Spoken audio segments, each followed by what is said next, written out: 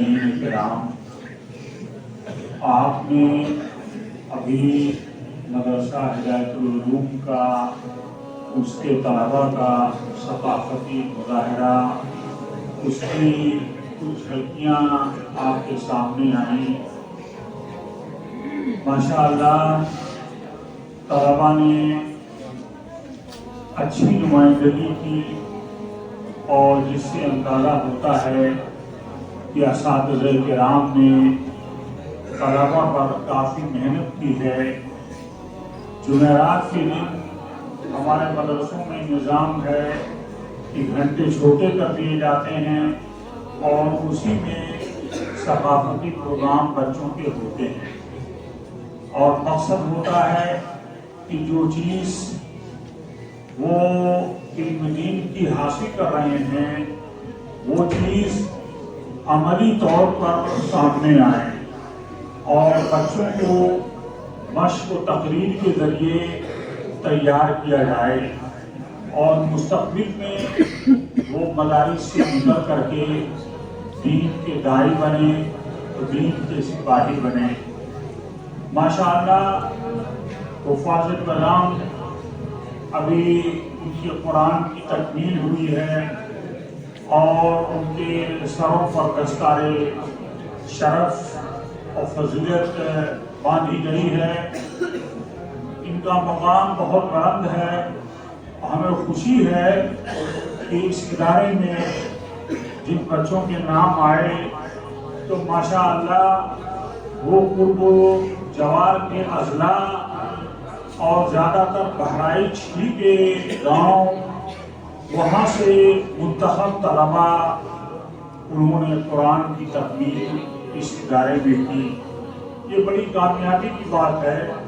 مدارس دنیا کے چپے چپے میں پھیلے ہوئے ہیں، خاص طور پر ہندوستان میں ہزار کی تعداد مدارس کی ہے۔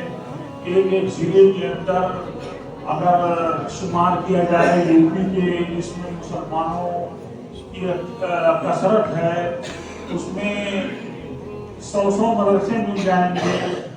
بہت سے ایسے گاؤں ہیں کہ ہر گاؤں میں مدرسہ موجود ہے۔ ماشاءاللہ یہ دین کی بنیادیں ہیں، اور یہ دین کے چھوٹے چھوٹے مدارس جو چلتے ہیں وہ دین کے اسلامی قلعے ہیں، جس کے اندر بچوں کو ایمانیات سے، اسلامیات سے، دینیات سے واقف کرایا جاتا ہے۔ مجھے بڑی مسرت ہو رہی ہے کہ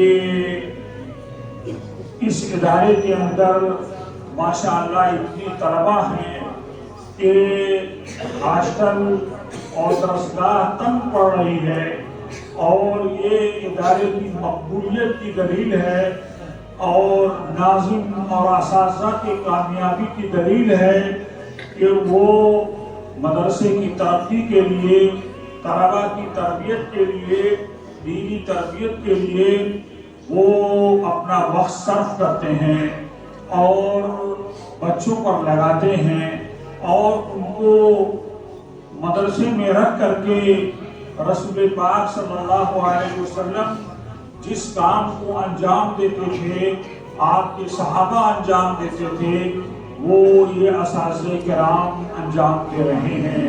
رسول پاک صلی اللہ علیہ وسلم کی صفت بتائی گئی ہے کہ آپ معلم تھے، اور قرآن کہتا ہے وَيُزَكِّيهِمْ وَيُعَلِّمُهُمُ الْكِتَابَ وَالْحِكْمَةَ کہ نبی کیا کرتے ہیں؟ تزکیہ کرتے ہیں، دلوں کی صفائی کرتے ہیں۔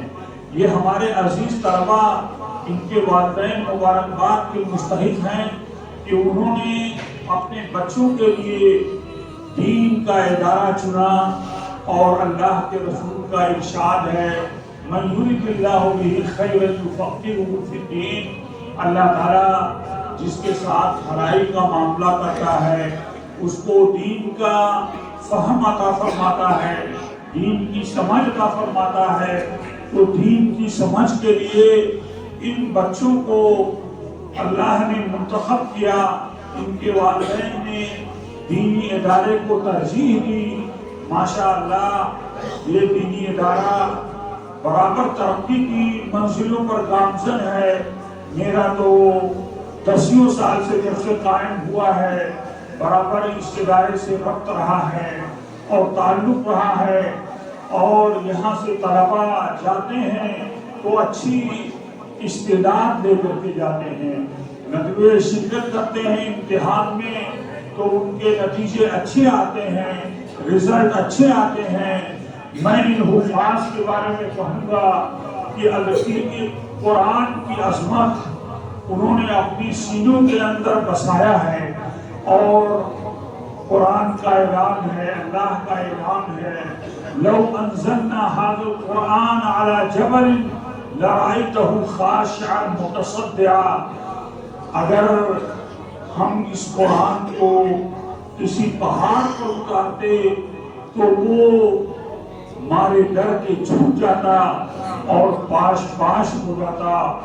اتنا بڑا قرآن کائنات کی کوئی چیز اس کو اٹھا نہیں سکی، اور اللہ کے رسول صلی اللہ علیہ وسلم کے قلب اطہر نے، آپ کے ذہن و دماغ نے، آپ کے اعصاب نے اس کو اٹھایا، اس بارے گرہ کو اٹھایا اور امت تک پہنچایا، صحابہ کو پہنچایا. صحابہ سے تسلسل چلا آ رہا ہے کہ وہ قرآن کو سیکھتے اور سکھاتے ہیں، سیکھتے ہیں اور سکھاتے ہیں. تو قرآن کریم کی تاثیر جس طرح سے صحابہ کرام کی زندگی میں تھی، رسول پاک صلی اللہ علیہ وسلم کے عہد میں تھی، آج وہی تاثیر قرآن کی موجود ہے. قرآن معجزہ ہے، معجزات بہت سے نبیوں کو دیے گئے لیکن وہ معجزات وقتی تھے. آج وہ معجزات ہماری نظروں کے سامنے نہیں ہیں، لیکن رسول پاک صلی اللہ علیہ وسلم کو سینکڑوں معجزات دیے گئے اور اس کے اندر قرآن کو دوام بخشا گیا، اور قرآن قیامت تک کے لیے معجزہ ہے. اس کی تاثیر کیا ہے؟ انقلابی ہے. صحابہ کرام اور وہ لوگ جو اسلام کے سخت ترین دشمن تھے، جب قرآن کو سنتے تھے تو حیران و ششدر ہو جاتے تھے اور کہتے تھے. کفار قریش تو اتنا پریشان تھے کہ ان کے ہاں اگر کوئی شخص آتا مکے تو اس کو لوگ گھیر لیتے اور کہتے کہ یہاں ایک شخص ہے جو ایسا کلام سناتا ہے اور ایسی ایسی باتیں بتاتا ہے جو ہمارے حقوق کے خلاف ہے، ہمارے آبا و اجداد کے خلاف ہے، اس کی بات نہ سننا. بہت سے ایسے لوگ ہیں، ایسے واقعات ہیں. حضرت طفیل بن عمرو الدوسی ایک بڑے سردار تھے اپنے قبیلے کے اور ساتھ ہی ساتھ شاعر بھی تھے. جب وہ آئے تو مکے والوں نے کہا کہ آپ ہمارے مہمان ہیں، آپ آئیے ہمارے یہاں رہیے، لیکن ایک شخص محمد نامی ہے ان کے قریب نہ جائیے گا اور ان کی بات سنیے گا نہیں. اتفاق سے انہوں نے کیا کیا کہ ڈر کی وجہ سے اپنے کان کے اندر روئی ٹھوس لی کہ آواز رسول اللہ صلی اللہ علیہ وسلم کی پڑھنے کی آواز میرے کانوں میں نہ آئے. وہ ایک مرتبہ حرم سے گزرے تو رسول پاک صلی اللہ علیہ وسلم نماز میں سورہ طٰہٰ پڑھ رہے تھے اور انہوں نے سنا اور سن کر کے حیران اور ششدر ہو گئے کہ یہ کیسا کلام ہے کہ نہ تو شعر ہے، نہ تو سحر ہے، نہ تو نہ شعر ہے، نہ سحر ہے. کیسا کلام ہے کہ دل کے اندر اترتا جاتا ہے اور جی چاہتا ہے کہ اس کو سنتے جائیں. انہوں نے کہا کہ اللہ نے مجھے عقل دی ہے، میں ان کا کلام سنوں گا. اور رسول اللہ صلی اللہ علیہ وسلم نماز سے فارغ ہوئے، ان کے پیچھے رواں ہو گئے، ان کے رواں دواں ہو گئے اور کہا کہ مجھ کو لوگوں نے منع کر رکھا تھا کہ آپ کا کلام نہ سنوں، لیکن آپ کا کلام سن کر کے مجھے بہت سکون ملا، بڑی مسرت ملی، اور یہ انسانی کلام ہو نہیں سکتا، یہ تو خدا کا کلام ہے، یہ اللہ کا کلام ہے جو مخلوق نہیں ہے اور غیر مخلوق ہے، مخلوق نہیں ہے، وہ رسول اللہ صلی اللہ علیہ وسلم کے ہاتھ پر ایمان لے آتے ہیں۔ اسی طرح سے آپ نے، ہمارے بچوں نے حضرت عمر رضی اللہ تعالی عنہ کا واقعہ سنا ہوگا کہ ایک دن کفار بہت حیران پریشان تھے، میٹنگ کر رہے تھے۔ حضرت عمر بڑے جوشیلے تھے، بڑے جوان مرد تھے، انہوں نے کہا کہ میں تم لوگوں کی پریشانی آج دور کر دیتا ہوں، ابھی محمد کا سر لے کر کے آتا ہوں۔ راستے میں تھے، ایک شخص ملے، انہوں نے کہا کہاں جا رہے ہیں؟ انہوں نے کہا کہ میں جا رہا ہوں محمد کے پاس، انہوں نے بھائی بھائی میں تفریق کر دی ہے، ماں اور بیٹے میں تفریق کر دی ہے، انہوں نے بیوی اور شوہر کے اندر تفریق کر دی ہے، ان کا جو بھی کلام سنتا ہے ان کا ہو کر کے رہ جاتا ہے، آج میں ان کا سر لے کر کے آ رہا ہوں۔ ایک شخص ملے، انہوں نے کہا کہ جاؤ تم پہلے اپنے بہن بہنوئی کی خبر لو۔ بہن بہنوئی اسلام لا چکے تھے، قرآن کی تلاوت کر رہے تھے، اتفاق سے ان کا روح، ان کی منزل بدل گئی، ان کی منزل رسول پاک صلی اللہ علیہ وسلم کا گھر تھا۔ اب منزل کیا ہوئی؟ منزل ان کی بہن بہنوئی کا گھر ہو گیا۔ بہن بہنوئی کے گھر گئے تو دیکھا کہ وہ تلاوت کر رہے ہیں، تلاوت کر رہے ہیں، اور جیسے حضرت عمر کی آہٹ انہوں نے محسوس کی، انہوں نے بند کر دیا تلاوت کو، سورت کو تلاوت کرنا بند کر دیا۔ تو کہا کہ کیا پڑھ رہے تھے؟ تو انہوں نے کہا کہ تم سنا ہے کہ اسلام لا چکے ہو؟ انہوں نے کہا ہاں ہم اسلام لا چکے ہیں، لیکن اللہ کے رسول پر ہم نے یقین کیا ہے اور ہم ایمان اسلام قبول کر چکے ہیں۔ حضرت عمر نے ان کو دونوں کو بہت مارا، یہاں تک کہ لہو لہان کر دیا۔ جب مار کر کے تھک گئے تو کہا کہ پڑھو جو تم پڑھ رہے تھے، کیا پڑھ رہے تھے؟ تو انہوں نے قرآن کی وہ تلاوت کی جو آیتیں پڑھ رہے تھے۔ حضرت عمر رضی اللہ تعالیٰ عنہ جیسا جوان مرد اور مضبوط اعصاب کا شخص وہ قرآن کے سامنے ڈھیر ہو گیا، اور اس نے کہا کہ میں بھی اسلام قبول کرتا ہوں اور میں بھی اسلام لاتا ہوں۔ ایک نہیں بہت سے واقعات ہیں۔ حضرت عثمان بن مظعون رضی اللہ عنہ، انہوں نے قرآن سنا، قرآن کی یہ آیت سنی جو جمعے کے دن خطبے میں ہر جمعے کو پڑھی جاتی ہے، ان اللہ یأمر بالعدل والإحسان وإیتاء ذی القربى وینہی عن الفحشاء والمنکر والبغی ویعظکم لعلکم تذکرون۔ کہا یہ قرآن کی تعلیم ہے، یہ قرآن کا معنی ہے، یہ قرآن کا انداز ہے، کتنا اچھا ہے اسلام، کتنا جامع ہے اسلام، میں تو اسلام کے دائرے میں داخل ہوتا ہوں۔ حضرت عثمان بن مظعون اسلام کے دائرے میں داخل ہو گئے۔ ایک مرتبہ عتبہ اور شیبہ اور ابو جہل، ابو لہب یہ بیٹھے ہوئے تھے اور فکر کر رہے تھے۔ کس چیز کی فکر کر رہے تھے؟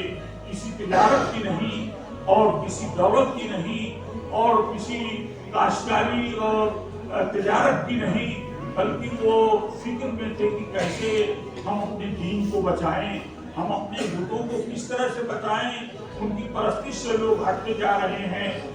حضرت تو اس موقع پر عتبہ نے کہا کہ میں ایسی زبان رکھتا ہوں، آج محمد کے پاس جاتا ہوں، ابھی جاتا ہوں، اور جا کر کے اپنی فصیح لسانی کے ذریعے، اپنی زبان کی چرب زبانی کے ذریعے ان کو زیر کر دوں گا اور ان کو قائل کر دوں گا۔ عتبہ گیا اور کہا کہ بتائیے آپ کیا چاہتے ہیں؟ مکے کی ریاست چاہتے ہیں؟ مکے کی سرداری چاہتے ہیں؟ آپ نے فرمایا نہیں۔ آپ نے عتبہ نے کہا کہ کیا آپ کسی اچھے شریف خاندان میں شادی چاہتے ہیں؟ آپ نے فرمایا نہیں۔ عتبہ نے کہا کیا آپ دولت چاہتے ہیں؟ ہم آپ کے لیے دولت اکٹھا کرتے ہیں؟ آپ نے فرمایا نہیں۔ اور عتبہ نے کہا ہو سکتا ہے کہ آپ کی ذہن پر کچھ اثر ہو گیا ہو، کسی جنات کا اثر ہو گیا ہو، آپ کا ہم لوگ پیسے جمع کر کے علاج کرا دیں۔ آپ نے فرمایا مجھے اس کی ضرورت نہیں، میرے پاس ایک کلام ہے، اس کو سنو۔ وہ کلام اللہ کے رسول صلی اللہ علیہ وسلم نے اپنی آواز میں سنایا۔ وہ کلام جب سنایا تو عتبہ کا چہرہ بدل گیا۔ عتبہ دونوں ہاتھ لٹکائے ہوئے حیران، پریشان اور کھویا ہوا قرآن کے اندر ایسا مشغول ہوا کہ اس سے کوئی بات نہیں بن پڑی۔ اللہ کے رسول نے کلام سنایا اور کوئی تقریر نہیں کی، صرف قرآن سکھایا اور سنایا۔ سنانا تھا کہ اس کے ارادے اس کے بدل گئے، اس کی دلیلیں سب ناکام ہو گئیں۔ تو یہ تھی قرآن کی تاثیر۔ میرے دینی بھائیوں، یہ ہمارے طلبا جو قرآن کی تکمیل کرتے ہیں، حفظ کرتے ہیں، پھر عالم بنتے ہیں، فاضل بنتے ہیں، ماشاءاللہ یہ قرآن کے معنی کو سمجھتے ہیں، قرآن کی تفسیر کو سمجھتے ہیں، قرآن کے مفہوم کو سمجھتے ہیں۔ قرآن اس لیے نہیں نازل ہوا تھا کہ صرف اس کے ذریعے تعویذ لکھی جائے، اس کے ذریعے جھاڑ پھونک کی جائے، اس کے لیے نہیں اترا تھا۔ اس کے لیے بھی کارگر ہے قرآن، اس علاج بھی ہے، شفا بھی ہے، سب کچھ ہے، لیکن اس کا معنی سمجھے بغیر پڑھنا یہ بھی مفید ہے۔ اللہ فرماتا، اللہ کے رسول فرماتے ہیں الف لام میم، الف ایک، لام دوسرا، میم تیسرا حرف ہے، اور الف لام میم کہنے پر 30 نیکیاں ملتی ہیں، ہر حرف پر 10 نیکیاں ملتی ہیں۔ تو اللہ کے رسول نے یہ فرمایا ہے، اور تو قرآن فہمی ہمارے اندر ہونی چاہیے۔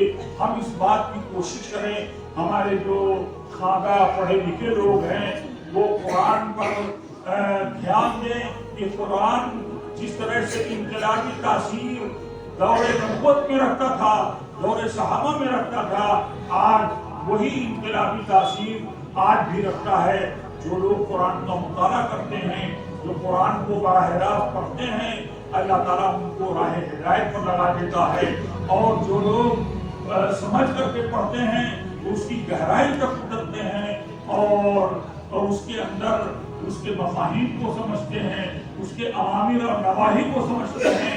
تو قرآن ہم حفظ کر کے قرآن کے معنی مفاہیم کو سمجھنے والے بنیں، اور اس کی کوشش کریں کہ انشاءاللہ ہم قرآن فہمی پیدا کریں گے۔ تو ظاہر ہے ہمارے بچے جو دین کی تعلیم حاصل کر رہے ہیں، یہ اس مقصد سے آئے ہیں کہ ہم حفظ بھی کریں گے، اور ہم دینی تعلیم بھی حاصل کریں گے، اور دینی علوم بھی حاصل کریں گے، اور ہم قرآن کی تفسیر بھی پڑھیں گے، قرآن کے معنی بھی پڑھیں گے۔ تو یہ نیت ہماری ہونی چاہیے کہ ہم قرآن سمجھے بغیر نہیں رہ سکتے۔ ہم قرآن سمجھیں گے تبھی قرآن کے احکامات کو اپنے اوپر لاگو کریں گے، تبھی ہم قرآن کو اپنے اوپر نافذ کریں گے۔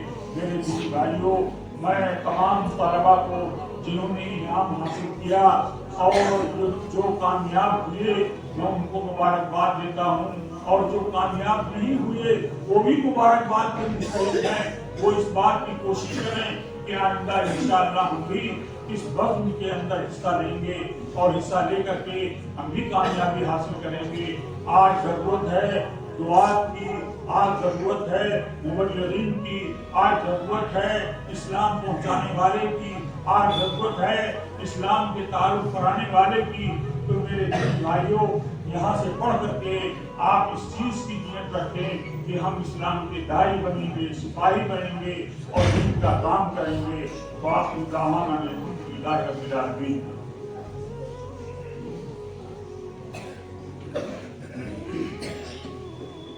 واقعی حضرت نے بڑی جامع باتیں بتائی ہیں، ہم سب کو ان پر عمل کرنے کی اللہ توفیق دے۔ اب اس کے بعد ہم اپنے مہمان مکرم ایشیا کی عظیم دینی درسگاہ ندوۃ العلماء کے ماہران استاذ حضرت مولانا